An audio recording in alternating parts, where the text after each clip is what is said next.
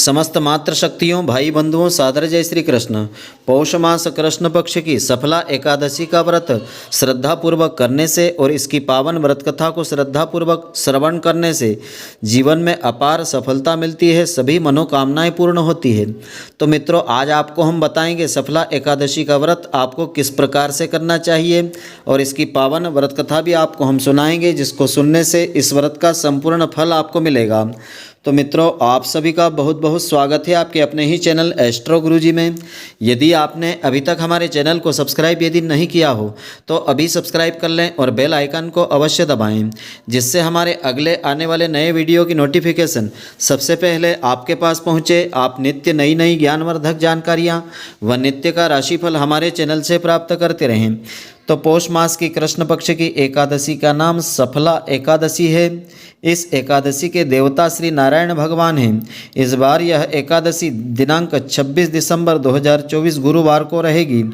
तो इस दिन भूल कर भी चावल का प्रयोग करने से आपको बचना चाहिए, क्योंकि एकादशी के दिन चावल खाना मांस और रक्त का सेवन करने के बराबर धर्म ग्रंथों में बताया है। तो जिस तरह नागों में शेषनाग होता है, पक्षियों में गरुड़ होता है और ग्रहों में चंद्रमा, यज्ञों में अश्वमेघ यज्ञ और देवताओं में भगवान विष्णु श्रेष्ठ है, उसी तरह सभी व्रतों में एकादशी का व्रत सर्वश्रेष्ठ माना गया है। जो मनुष्य सदैव एकादशी का व्रत करते हैं वे श्रीहरि को परम प्रिय होते हैं। यह एकादशी व्रत अत्यंत भक्ति और श्रद्धापूर्वक करना चाहिए। इस एकादशी के व्रत के समान यज्ञ, तीर्थ, दान, तप तथा और कोई दूसरा व्रत नहीं होता है। तो पौष मास कृष्ण पक्ष की सफला एकादशी अपने नाम की तरह हर कार्य को सफल बनाने वाली मानी गई है। सफला एकादशी का व्रत 5 वर्ष तक तप करने से जो फल मिलता है उससे भी अधिक इस एकादशी से मिल जाता है। तो एकादशी व्रत के नियम और विधि इस प्रकार से है। एकादशी व्रत के लिए दशमी के दिन सिर्फ एक वक्त सात्विक आहार लेने का विधान होता है। सायंकाल के समय दातुन आदि करके पवित्र होना चाहिए। रात्रि के समय भोजन नहीं करें।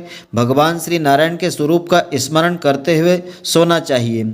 और एकादशी के दिन सुबह स्नान आदि से निवृत्त होकर साफ स्वच्छ वस्त्र पहन करके इस व्रत का संकल्प भगवान के सामने लेना चाहिए और हर भक्त को विधि पूर्वक इस व्रत को करना चाहिए। पूजन के लिए ऋतुफल, नारियल, नींबू, नैवेद्य आदि 16 वस्तुओं का संग्रह आपको कर लेना चाहिए और इस सामग्री से श्री विष्णु भगवान और देवी लक्ष्मी जी की श्रद्धापूर्वक पूजा अर्चना आपको करना चाहिए।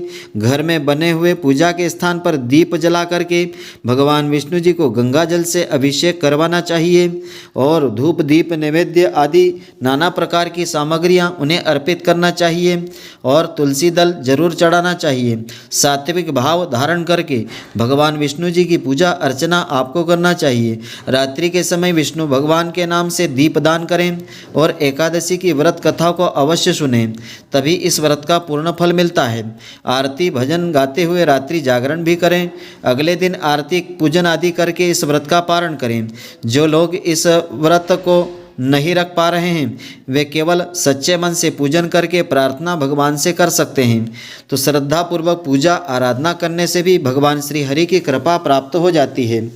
तो सफला एकादशी की पावन पौराणिक कथा इस प्रकार से है। इस कथा को श्रद्धापूर्वक पूजा अर्चना करने के पश्चात श्रवण करना चाहिए, तो इस व्रत का संपूर्ण फल मिलता है।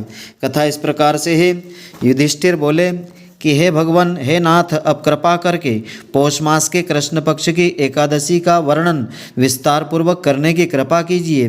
तो श्री कृष्ण भगवान ने कहा कि हे राजन, आपको धर्मज्ञ जानकर ही मैं सफला एकादशी व्रत की विधि और इसका फल बतला रहा हूँ, जो मुझे अति प्रिय तिथि है।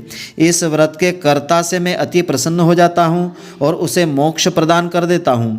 इस एकादशी को नारायण का पूजन करना चाहिए और व्रत का विधान उसी प्रकार से है जैसा कि पहले बता चुका हूँ। सफला एकादशी के दिन प्राणी नियम सहित श्री नारायण की पूजा करें और नारियल, नींबू, अनार, सुपारी आदि अर्पित करके धूप, दीप, पुष्प आदि अर्पित करें और रात्रि को दीपदान करके जागरण करें।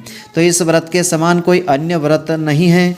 5000 वर्ष तक तप करने का फल इस व्रत के करने से अनायास मिल जाता है। तो एक समय चंपावती में महिष्मान नाम का एक राजा हुआ था। उसके 4 बेटों में बड़ा बेटा महान पातकी यानी पापी था। वह जो है वेश्याओं के यहाँ धन खर्च किया करता था, धन को नष्ट किया करता था और देवता ब्राह्मण वैष्णव आदि की निंदा किया करता था। जब उसके पिता को पुत्र के समाचार प्राप्त हुए, ज्ञात हुए, तो उन्होंने उसे राज्य से निकाल दिया था। अब वह विचार करने लगा कि मैं क्या करूं। अंत में उसने रात में चोरी करने का विचार किया। तो दिन में वह वन में रहने लगा और रात्रि को उसी नगर में चोरी करने लगा था। पहरेदार पकड़कर भी राजा के भय से उसे छोड़ देते थे। तो उस वन में पीपल के एक पुराने वृक्ष के नीचे वह रहता था। तो पौष मास की कृष्ण पक्ष की 10वीं को वस्त्रहीन होने के कारण शीत से वह रात्रि को सो नहीं सका था और सफला एकादशी की दोपहर को वह दुराचारी मूर्छित और बेहोश सा पड़ा रहा था। जब उसको कुछ होश आया तो अपनी जगह से उठकर गिरता पड़ता भोजन की तलाश में चल पड़ा। उस दिन वह शिकार करने में भी असफल रहा था। तो वह पेड़ के नीचे पड़े फलों को लेकर पीपल के नीचे आया। तब तक सूरज भी छिप चुका था। तो फलों को पीपल की जड़ के पास रखकर वह बोला कि हे भगवान, इन फलों से ही आप अपनी तृप्ति कर लीजिए। ऐसा कह करके वह अपनी करनी पर पश्चाताप भी करने लगा था। तो उसके व्रत और जागरण से भगवान प्रसन्न हो गए और उसके सब पाप नष्ट हो गए थे। सुबह होते ही वह सजा हुआ एक सुंदर घोड़ा उसके पास आकर खड़ा हो गया। तभी आकाशवाणी हुई कि हे राजकुमार, भगवान नारायण के प्रभाव से तेरे सब पाप समूल नष्ट हो गए हैं। अब अपने पिता के पास पहुंच करके अपने राज्य को प्राप्त कर ले।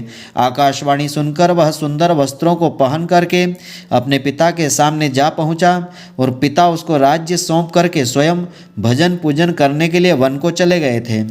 अब वह शास्त्र की नीति के अनुसार राज्य को करने लगा था।